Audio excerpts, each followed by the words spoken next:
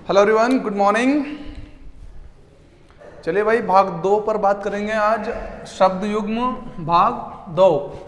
उससे पहले आप सबको जय हिंद, वंदे मातरम, सलाम, नमस्ते, सत श्री अकाल, आदाब, गुड मॉर्निंग।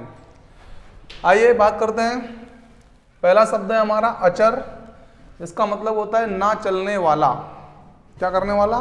ना चलने वाला। और वहीं अनुचर अगर आ जाए तो अनुचर का मतलब हो जाता है दास या नौकर।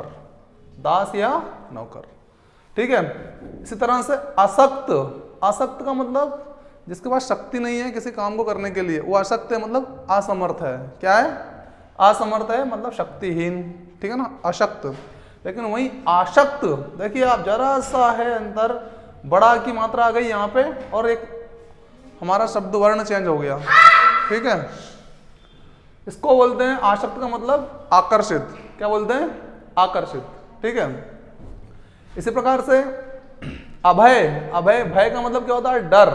लेकिन आ लगा दिया तो भय रहित हो गया। क्या हो गया? भय रहित, ठीक है। लेकिन यहां देखिए आ की जगह ऊ आ गया, उभय। उभय का मतलब हो जाता है क्या? दोनों। क्या हो जाता है? दोनों।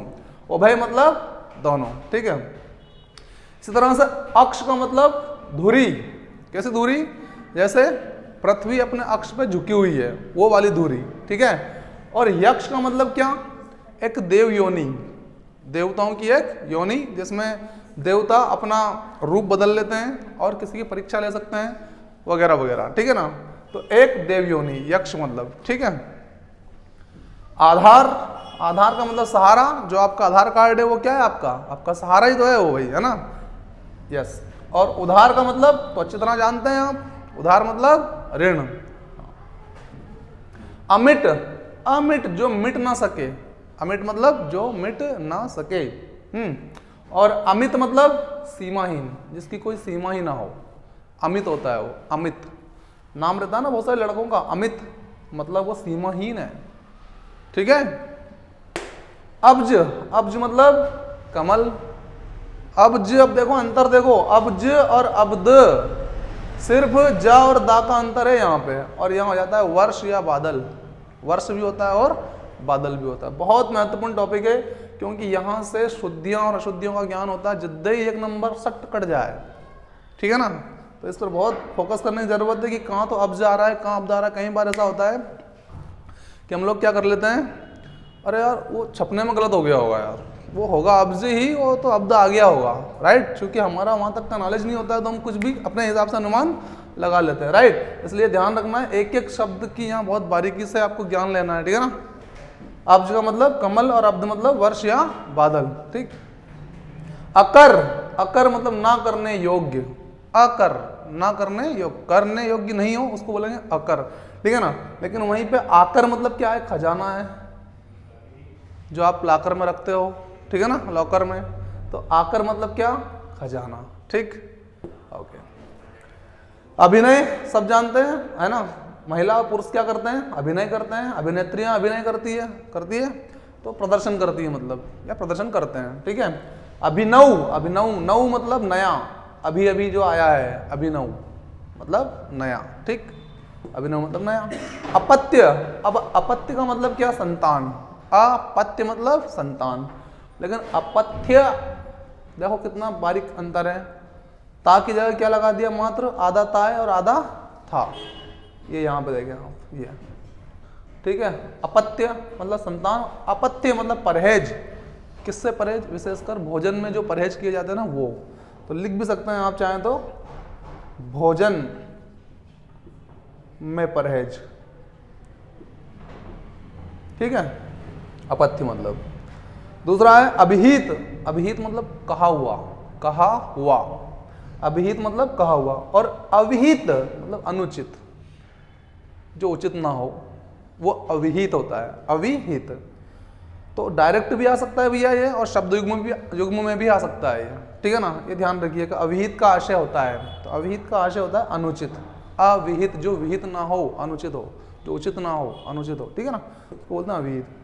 अचार सब खाते हैं आप लोग, एक खाद्य पदार्थ अचार। लेकिन जरा सा मात्रा बढ़ा दी, देख लो हमने, छोटा आ को क्या कर दिया? बड़ा कर दिया, आचार कर दिया, और वहीं बन गया वो क्या? नियम। आचार का मतलब क्या हो गया यहाँ पे, नियम हो गया, ठीक है ना। बहुत बारीकियां हैं, इनको आपको अच्छे से कंप्लीट कर लेना है, 2-3 बार देखना है, समझना है और इन पर काम जरूर करिए, क्योंकि यहाँ से अशुद्धियाँ ये 2-3 जगह पे काम आता है। शब्द युग में तो काम आता ही आता है, डायरेक्ट फ्रेश जो होता है वो। उसके बाद जब आप रिक्त स्थान भरते हैं ना, वहाँ पे भी इसका इंपॉर्टेंस है कि वो देगा ऐसा। देखो अभी बताता हूँ, जैसे कि मैं ये अही शब्द आया मान लो, तो किस रिक्त स्थान में अही आना चाहिए या आही आना चाहिए, तो हम क्या करेंगे कि नहीं वो आही नहीं होगा, वो अही होगा, वो तो मात्रा गलती से चढ़ सकती है क्योंकि आही पढ़ा नहीं है, अही पढ़ा होगा, है ना। तो ये बहुत ध्यान रखने वाला टॉपिक है आपको, है। शब्द का आकृति बुरा काम, कैसा काम, बुरा काम, उसको बोलेंगे आकृति। लेकिन आकृति मतलब क्या, आकार, है ना। तो आकृति और आकृति, आकृति बुरा काम, जो कृति नहीं करनी चाहिए वो आकृति, और आकार मतलब तो आकार मतलब हमारा जो भी कोई शेप वगैरह जो होता है वो सिंपल याद ही हमें। अहर, अहर का मतलब क्या, तालाब, अहर मतलब तालाब, और आहार मतलब क्या, भोजन, ठीक है ना। आहार मतलब क्या, ये तो याद ही है अपने को, भोजन, लेकिन इससे संबंधित ही क्या है, आहार। आहार का पूरा मतलब ही अलग हो जाता है, तालाब, ठीक। अली का मतलब क्या, भौरा, देखो कितना यहाँ भी बारीकी है। अली मतलब भौरा, गुनगुनाता है ना फूलों के ऊपर, कलियों के ऊपर, वो भौरा। और यहाँ देखिए आली, जरा सा छोटा आ गया, क्या हो गया यहाँ पे भी बड़ा। आली का मतलब क्या हो गया, सखी, है ना, आली मतलब सखी। अलक मतलब क्या, बाल, अलक मतलब बाल। और अलीक मतलब क्या, देखो यहाँ पे बड़ी की मात्रा लगी है मात्र, लक और लीक, ठीक है ना। तो यहाँ पे लक और यहाँ लीक, ये झूठा हो गया। अलीक मतलब क्या हो गया, मतलब आप कह सकते हैं कि यहाँ पर आपको जरा सी गलती आपकी जो है वो आपका 1 नंबर आराम से काट सकती है, ठीक है ना। तो यहाँ पे देखें आप लोग, अलक है तो बाल, और अलीक मतलब झूठा है, और जमीन आसमान का अंतर है, कहाँ तो बाल और कहाँ झूठा, ठीक है ना। दोनों में जमीन आसमान का अंतर है, और शब्द में देखिए आप जरा सा अंतर देखने को मिल रहा है, अलक और अलीक, ठीक। इसी तरह से देखो अही का मतलब क्या होता है, सर्प, पर्यायवाची में खूब पढ़ा होगा आप लोगों ने। अही मतलब क्या होता है, उरक, पन्नग, नाग, सर्प, ये पर्यायवाची है। लेकिन आही का मतलब क्या है, आही मतलब है, आही मतलब है, ठीक। अयोग, योग रहित, जिसमें योग ना हो, जिसमें जोड़ ना हो, जिसका अयोग हो, है ना, योग रहित। आयोग मतलब क्या, आयोग मतलब कमीशन, आयोग, फलाना आयोग बिठाया सरकार ने इसकी जांच करने के लिए, आयोग का नाम ले दीजिए, कमीशन बोल दीजिए, बात एक ही है ना। असोच, बिना सोच के, असोच, बिना सोच के, ठीक है। और असोच, देखो ओ और औ की मात्रा का अंतर, यहाँ पे ओ की मात्रा और यहाँ पे औ की मात्रा, और अशुद्ध हो जाता है, ठीक है ना। असोच बिना सोच के, और असौच मतलब अशुद्ध, जो शुद्ध ना हो वो अशौच। ओ और औ की मात्रा में इतना अंतर है, ठीक है। बाकी सेम शब्द है। अमूल, जड़ रहित, जिसका मूल ना हो, जिसका मूल रूट नहीं है, मतलब जड़ रहित है, अमूल, है ना। वहीं पर अमूल्य मतलब अनमोल, कोई चीज अमूल्य है, वैल्यूएबल है काफी, ठीक है ना। तो अमूल्य और अमूल्य का हो जाएगा अनमोल, और अमूल मतलब जड़ रहित, ठीक। अपट, वस्त्र विपट मतलब क्या होता है, वस्त्र, तो आ लगा दिया मतलब वो नेगेटिव हो गया, वस्त्र विहीन हो जाता है। अपट मतलब वस्त्र विहीन। लेकिन अपटू, छोटा की मात्रा लगा दिया, अब क्या हो गया, वो मूर्ख हो गया। कहाँ तो वस्त्र है और कहाँ मूर्ख है, कितना अंतर है, मतलब, है ना, वर्ड में बहुत अंतर है यहाँ पे। अपट मतलब वस्त्र विहीन, और अपटू मतलब मूर्ख, ठीक।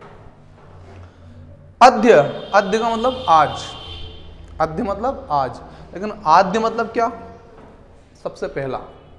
आद्य मतलब पहला, और अद्य मतलब अद्य मतलब आज, और आद्य मतलब पहला, ठीक है ना। यहाँ पे भी बड़ा की और छोटा की मात्रा का अंतर है बस, और कुछ नहीं है, ठीक।